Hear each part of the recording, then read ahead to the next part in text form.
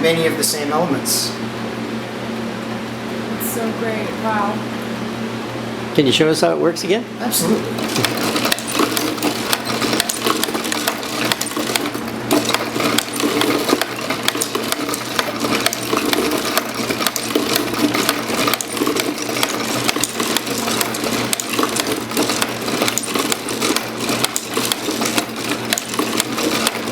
The hand's going to get tired after a while.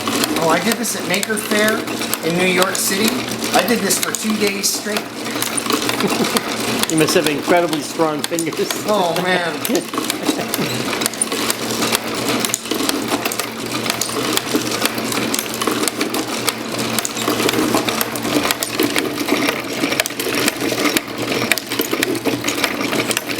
It's the ultimate stress test.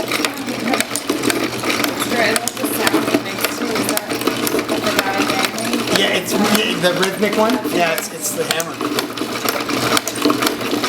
So with that, I try to take into account little subtleties of motion. See how it is when he raises the hammer, it comes up slowly and then snaps down hard, which is something, you know, like someone the way you would actually hammer.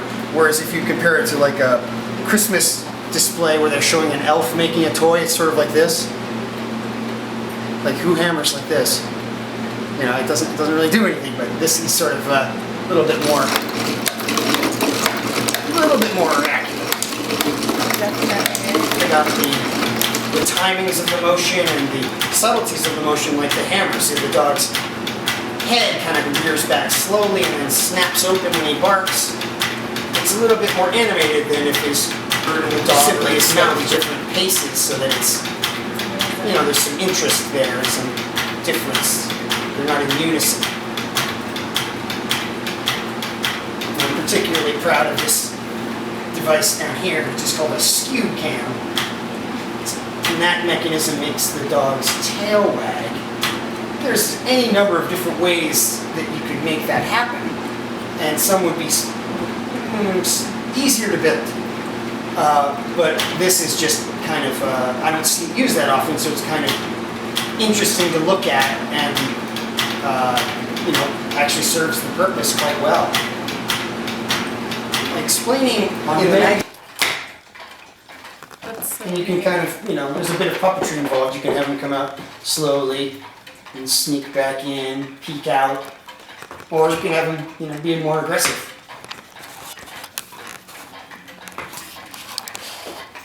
That's so cool. So did anyone ever wear that? Did you? Yeah, I paused and, you know, they're not, you know, by the second accurate like we've come to expect in this day and age. But Right. that level of this, it was no small problem, and it was a matter of life and death. If we didn't agree on what time it was, you know, trains would smash into each other. It was a very serious matter, and it was accomplished mechanically, not with radio waves, not with atomic clocks, not with quartz. I mean, it was all done with pendulums and gears, and it's just remarkable to think that it was done. That's scary, actually. It's amazing. I mean, just to think of it's a different world that it's hard. It is a little hard to imagine now, and there are plenty of people around who can probably remember it, but it's hard for me to imagine. Yeah, definitely. Wow. Kind of stepping in here, it sort of feels like a step back in time though, like so rarely see clocks of such grandeur, you know? Yeah. I actually am really getting caught up with that stat. This same basic design here, which will tell the time and strike the hours on the hour, was used in any number of different case styles. For example, in here, in here, in here, in here. Up on the wall there, that oak clock, that banjo clock next to it, that Anglo-American clock, they all basically are using that same movement, even though mantle clocks, even though they all have very different sizes and shapes, form factors, you know, that same movement would power them all. That's amazing. Yeah. Wow, and it like keeps being passed Resources down. for the two sort of things that the clock does. And the other major way that a clock is powered is by weights. And so we've got a very similar arrangement here. This weight it happens to be powering the time side.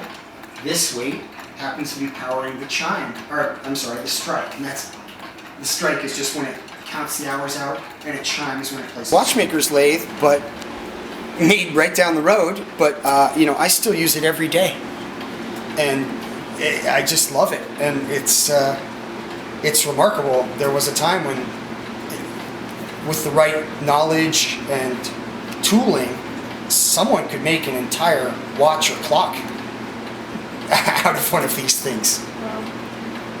So you're using like an antique to restore all the other antiques I am, you have. and I try to do that when I can.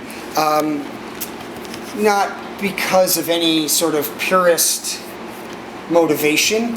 I just love old tools, and I happen to find that they work well. I mean, they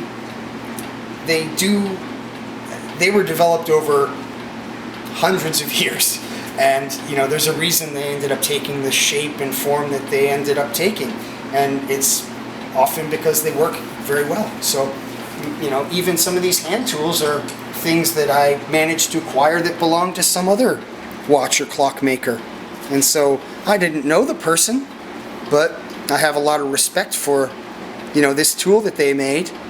And it might sound corny, but in some small way, you know, I'm paying tribute by continuing to use it. Yeah, you Wow. think all this. Yeah, I mean, Good. 5 minutes and Close. things will start rolling on, rolling up.